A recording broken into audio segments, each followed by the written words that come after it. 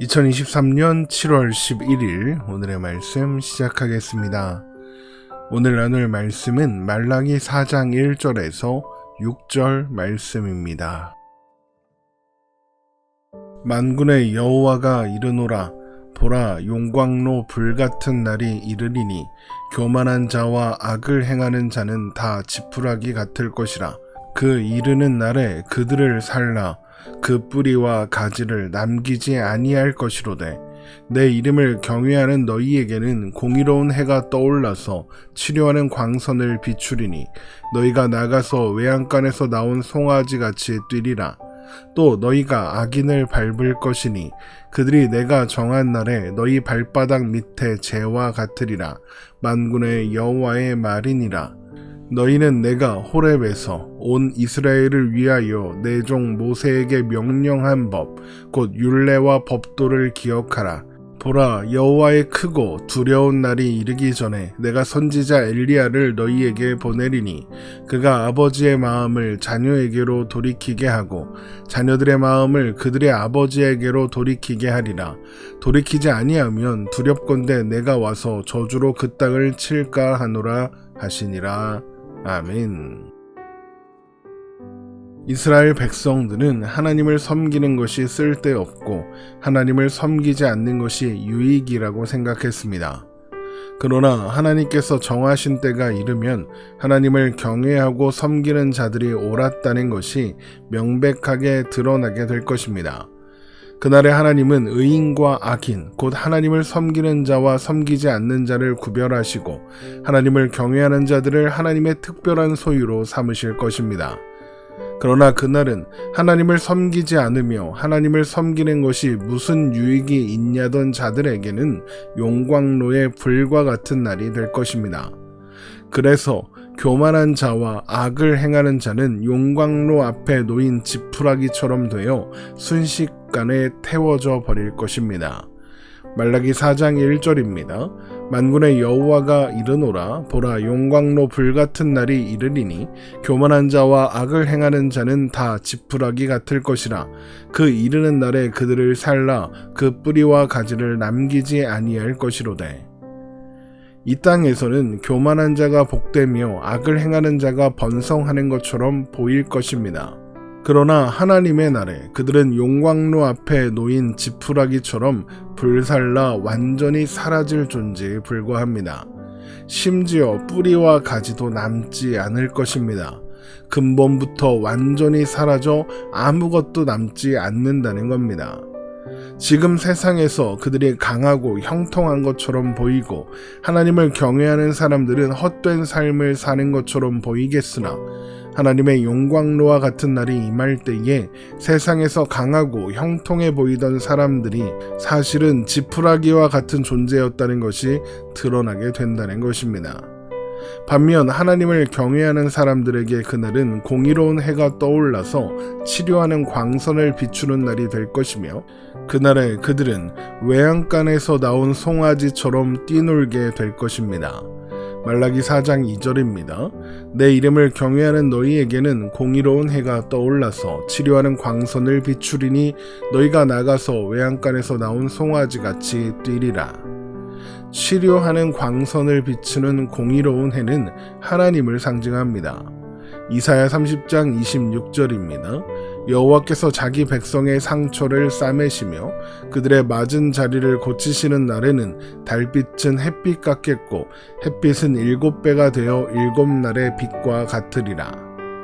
세상에서 하나님을 경외하는 자로 사는 동안 견뎌야 했던 상처와 아픔, 고난과 고통, 슬픔과 눈물이 한순간에 치유되고 위로를 얻게 된다는 겁니다. 또한 그들은 지푸라기처럼 타버려 지푸라기처럼 타버리고 재처럼 되어버린 악인을 밟고 그 위에 서게 될 것입니다. 말라기 4장 3절입니다. 또 너희가 악인을 밟을 것이니 그들이 내가 정한 날에 너희 발바닥 밑에 재와 같으리라. 만군의 여호와의 말이니라. 이 말씀에서 우리가 주의 깊게 보아야 하는 것은 하나님을 경외하는 자들이 악인들과 싸워 이기는 그런 이야기가 아니라 쟤처럼 된 그들 위에 선다는 겁니다. 그들을 쟤처럼 만드신 분은 하나님입니다. 그들은 이미 용광로 앞에 지푸라기처럼 불살라졌습니다. 하나님을 경외하는 자들은 바로 그 위에 서는 것이죠. 이것은 하나님을 경외하는 자들이 하나님께서 이루신 영원한 승리에 동참한다는 의미인 동시에 하나님을 경외하는 자들만 남고 악인들은, 하나님을 경외하지 않았던 사람들은 보이지 않는다, 남지 않았다, 이런 의미가 됩니다. 하나님을 경외하고 그 약속을 믿고 기대하며 기다리고 사는 삶은 헛수고 같을 때가 많겠지만 그런 삶이야말로 참된 열매를 결실할 수 있는 삶이고 하나님의 공의로운 태양을 치료하는 광선을 경험할 수 있는 삶이었다는 사실을 확인하게 되는 날이 오게 된다는 것입니다. 하나님 안에서 하나님과 함께 사는 것, 그것이 하나님께서 우리에게 주신 가장 큰 복이라는 것이죠. 시편 73편 28절입니다. 하나님께 가까이 함이 내게 복이라. 내가 주 여호와를 나의 피난처로 삼아 주의 모든 행적을 전파하리이다. 하나님 안에서 하나님과 함께 사는 것이 가장 큰 복이라는 사실은 하나님께서 이스라엘을 애굽에서 나오게 하실 때부터, 아니 그 이전 그들의 조상인 아브라함을 부르시고 출애굽을 약속하실 때부터 변하지 않았던 사실입니다. 그래서 하나님은 하나님께서 호렙에서 모세에게 주신 하나님의 율법을 기억해라 라고 하시는 겁니다. 말라기 4장 4절입니다. 너희는 내가 호렙에서 온 이스라엘을 위하여 내 종 모세에게 명령한 법, 곧 율례와 법도를 기억하라. 생각해보면 하나님께서 주신 율법은 간단합니다. 하나님께서 그분을 섬기는 자들을 아끼고 사랑하신다는 거죠. 그러므로 하나님을 사랑하고 섬기는 것이 가장 큰 복이라는 겁니다. 신명기 6장 4절에서 13절 말씀입니다. 이스라엘아 들으라. 우리 하나님 여호와는 오직 유일한 여호와이시니 너는 마음을 다하고 뜻을 다하고 힘을 다하여 내 하나님 여호와를 사랑하라.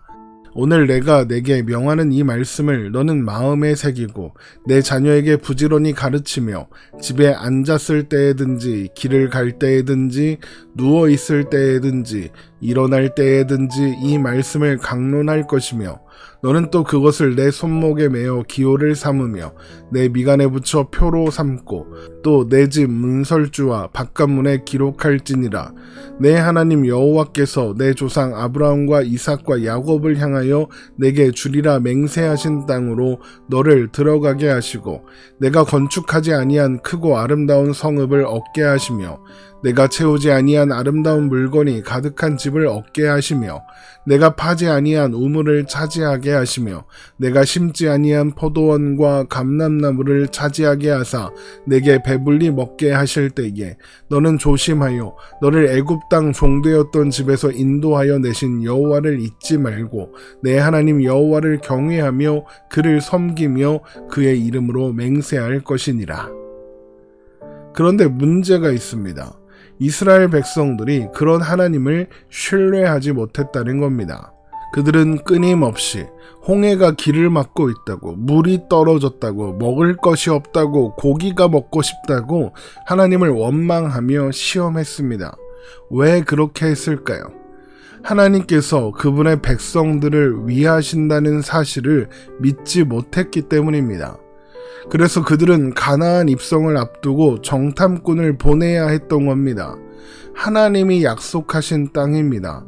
정탐꾼을 보내어 상황을 파악할 필요가 전혀 없죠. 그런데 그들은 정탐꾼을 보내야 했던 겁니다. 하나님을 신뢰하지 않았으니까요. 그리고는 어떻게 합니까?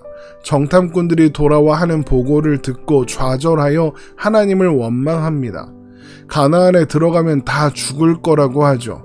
하나님이 주시기로 약속하신 땅인데 그들은 왜 그런 생각을 하는 걸까요?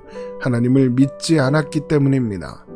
하나님의 약속은 언제나 명확하고 그분의 백성들을 향한 하나님의 진심은 언제나 사랑이었고 은혜였지만 그들은 하나님을 믿지 않음으로써 율법의 진의를 잊었고 그래서 하나님을 경외하고 섬기는 것이 헛된 일이라고 주장하기에 이르게 된 겁니다. 그러므로 하나님은 그런 불신의 세상에 엘리야를 보내실 것입니다. 말라기 4장 5절입니다. 보라, 여호와의 크고 두려운 날이 이르기 전에 내가 선지자 엘리야를 너희에게 보내리니. 엘리야는 하나님께 돌려줘야 할 영광이 다른 존재에게 돌려지고 하나님의 이름으로 어떠한 기대도 갖지 않고 있었던 시대에 보냄을 받아 하나님의 하나님 되심을 선포했던 선지자입니다. 우리가 주일 예배 시간에 살펴보고 있는 열왕기상의 말씀을 통해 확인할 수 있는 것처럼 엘리야가 가졌던 평생의 소원은 하나님의 백성들이 그 마음을 하나님께로 돌이키는 것이었습니다. 그러나 엘리야는 그 일을 이루지 못하고 하나님의 데려가심을 받았죠. 그러나 하나님은 엘리야가 가졌던 그 소원을 이루시기 위해서 그를 다시 보내실 것입니다. 그는 와서 아버지의 마음을 자녀에게로 돌이키게 하고 자녀들의 마음을 그들의 아버지에게로 돌이키게 할 것입니다. 말라기 4장 6절입니다. 그가 아버지의 마음을 자녀에게로 돌이키게 하고 자녀들의 마음을 그들의 아버지에게로 돌이키게 하리라. 돌이키지 아니하면 두렵건대 내가 와서 저주로 그 땅을 칠까 하노라 하시니라.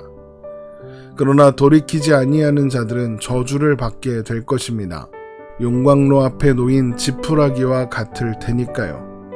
사실 아버지이신 하나님께로 돌이키지 않는 것으로 이미 저주이고 심판이기는 합니다. 예수님은 하나님께 보냄을 받아 온 엘리야, 와서 아버지의 마음을 자녀에게로, 자녀들의 마음을 그들의 아버지에게로 돌이키게 할 엘리야가 세례 요한이라고 말씀하십니다. 마태복음 17장 10절에서 13절 말씀입니다. 제자들이 물어 이르되 그러면 어찌하여 서기관들이 엘리야가 먼저 와야 하리라 하나이까? 예수께서 대답하여 이르시되 엘리야가 과연 먼저 와서 모든 일을 회복하리라. 내가 너희에게 말하노니 엘리야가 이미 왔으되 사람들이 알지 못하고 임의로 대우하였도다. 인자도 이와 같이 그들에게 고난을 받으리라 하시니 그제서야 제자들이 예수께서 말씀하신 것이 세례 요한인 줄을 깨달으니라. 예수님께서 말씀하신 것처럼 세례 요한의 사역에는 엘리야의 모습이 있습니다. 그는 예수님을 위해 길을 준비했습니다. 회개와 하나님 나라를 선포하고 세례를 베풀었습니다. 그러나 거절당하고 죽임당했습니다. 그런데 예수님은 인자도 이와 같이 그들에게 고난을 받으리라 라고 말씀하셔서 자신 또한 세례 요한과 같은 길을 갈 것이라고 말씀하십니다. 마태복음 17장 12절 말씀을 다시 한번 읽어보겠습니다. 내가 너희에게 말하노니 엘리야가 이미 왔으되 사람들이 알지 못하고 임의로 대우하였도다. 인자도 이와 같이 그들에게 고난을 받으리라 하시니. 이것은 예수님 또한 거절당하고 죽임당하게 될 것을 말씀하시는 것인 동시에 예수님의 사역이 하나님께 보냄을 받은 엘리야로서의 세례 요한의 사역과 다르지 않다는 의미입니다. 바로 아버지의 마음을 자녀에게로, 자녀들의 마음을 그들의 아버지에게로 돌이키게 하는 사역이죠. 그런데 아버지의 마음을 자녀들에게 돌이키게 하고 또한 자녀들의 마음을 아버지께로 돌이키게 하려면 그 마음이 새롭게 되어야 하지 않겠습니까? 그 마음이 새롭게 되기 전 그들은 하나님의 저주 아래 있는 것과 같을 것입니다. 그런데 그 마음을 새롭게 하려면 그들 가운데 있는 저주가 사라져야 하겠죠. 그래서 예수님께서 십자가에 달리사 저주를 받으시는 겁니다. 갈라디아서 3장 13절입니다. 그리스도께서 우리를 위하여 저주를 받은 바 되사 율법의 저주에서 우리를 속량하셨으니 기록된 바 나무에 달린 자마다 저주 아래 있는 자라 하였습니다. 예수님께서 우리의 자리에서 하나님의 저주를 받으시고 그로써 아버지와 자녀의 화목을 이루어 내신 겁니다. 골로새서 1장 18절에서 20절 말씀입니다. 그는 몸인 교회의 머리시라. 그가 근본이시오 죽은 자들 가운데서 먼저 나신 이시니 이는 친히 만물의 으뜸이 되려 하시며 아버지께서는 모든 충만으로 예수 안에 거하게 하시고 그의 십자가의 피로 화평을 이루사 만물 곧 땅에 있는 것들이나 하늘에 있는 것들이 그로 말미암아 자기와 화목하게 되기를 기뻐하심이라.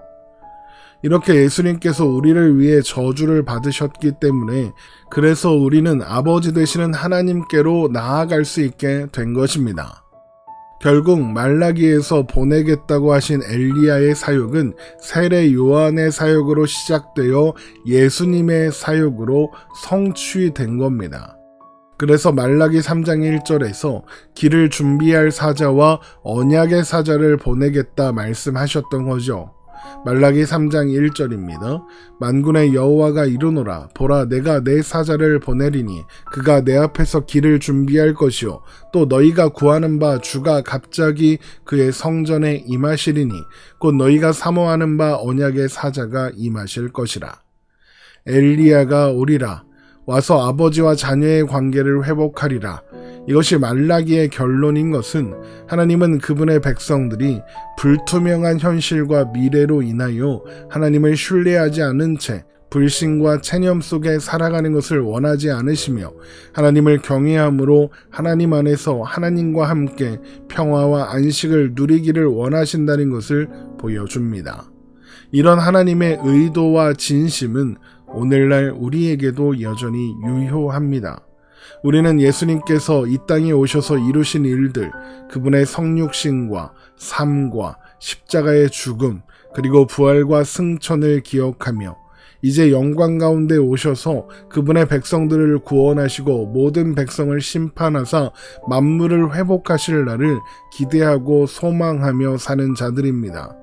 우리가 사는 현실이 우리를 흔들어 하나님의 사랑을 의심하게 할 때에 하나님께서 예수 그리스도 안에서 우리에게 주신 하나님의 사랑과 자비를, 은혜를 기억하고 또 찬양하며 감사할 수 있기를, 그래서 실망하거나 좌절하지 않고 오히려 기뻐할 수 있기를 소망합니다. 이렇게 소선지서의 말씀을 모두 살펴보았습니다. 다음 시간부터는 요한복음의 말씀을 살펴보려고 합니다. 오늘도 평안한 하루 되시기를 주님의 이름으로 축원합니다.